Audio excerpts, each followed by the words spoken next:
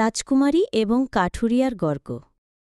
রাজকুমারী ঈশিতা সাধারণ পোশাক পরে রাজপ্রাসাদ থেকে লুকিয়ে বাগানে ঘোরাঘুরি করছে। সেনাপতি মাধব তাকে দূর থেকে অনুসরণ করছে। রাজকুমারী ঈশিতা, ধুর, আর ভালো লাগে না, সবসময় এই চার দেওয়ালের মধ্যে বন্দি থাকতে।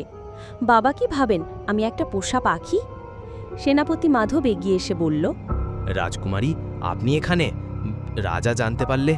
ঈশিতা মাধবের দিকে ঘুরে, মাধব, তুমি কেন আমাকে অনুসরণ করছো? আমি তো শুধু একটু তাজা বাতাস নিতে এসেছি। মাধব বলল, আমার দায়িত্ব আপনার নিরাপত্তা নিশ্চিত করা রাজকুমারী। আপনি জানেন বনের মধ্যে যাওয়া কতটা বিপজ্জনক। আমি জানি, কিন্তু আমার মনটা বনের জন্য ছটফট করছে। এখানকার কৃত্রিম সৌন্দর্যের চেয়ে বনের আসল সৌন্দর্য অনেক বেশি সুন্দর। কিন্তু রাজকুমারীর জন্যে এই ধরনের ভাবনা শোভা পায় না।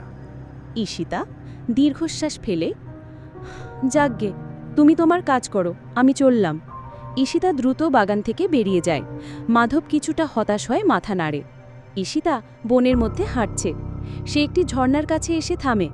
হঠাৎ একটি বুনো হরিণকে দেখে সে তার পিছু নেয়। হরিণের পিছু নিতে গিয়ে সে তার পথ হারিয়ে ফেলে। ঈশিতা, হায়, আমি কোথায় এলাম? সব দিক তো একই রকম লাগছে। হঠাৎ তার নজরে আসে একটি লোক লাকড়ি কাটছে। লোকটি হলো অর্জুন।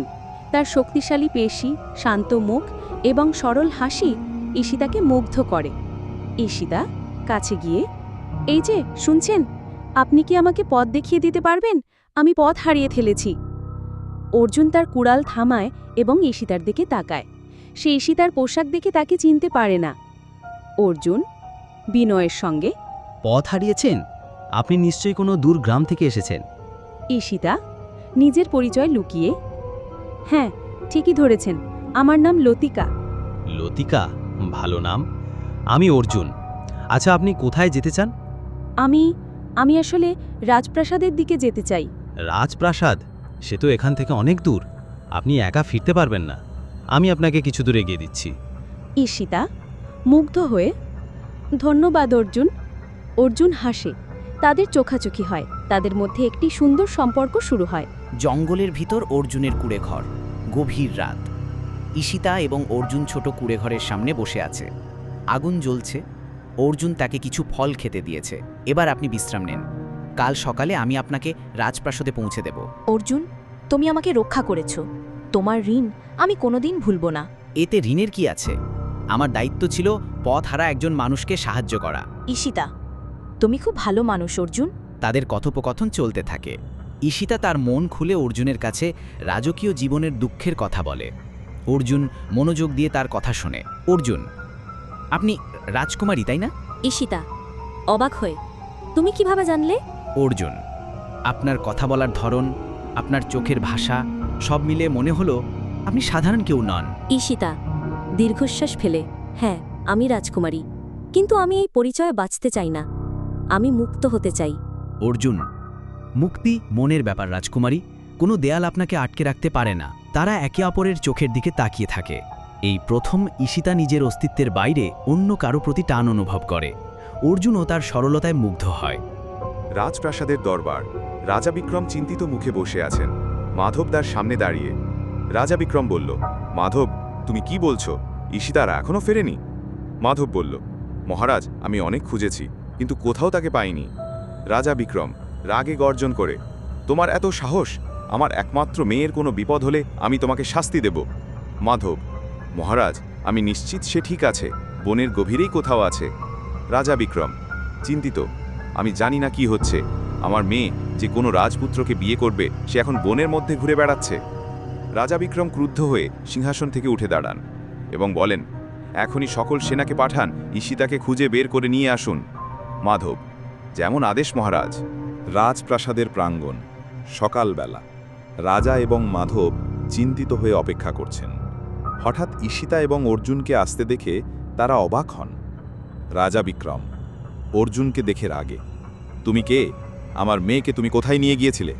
অর্জুন বলল, মহারাজ, আমি একজন কাঠুরিয়া। রাজকুমারী পথ হারিয়েছিলেন, তাই আমি তাকে আমার ঘরে আশ্রয় দিয়েছি। রাজা বিক্রম সেনাপতিদের দিকে তাকিয়ে, একে বন্দি করো। ঈশিতা চিৎকার করে, না বাবা, অর্জুন আমাকে বাঁচিয়েছে, ও নির্দোষ।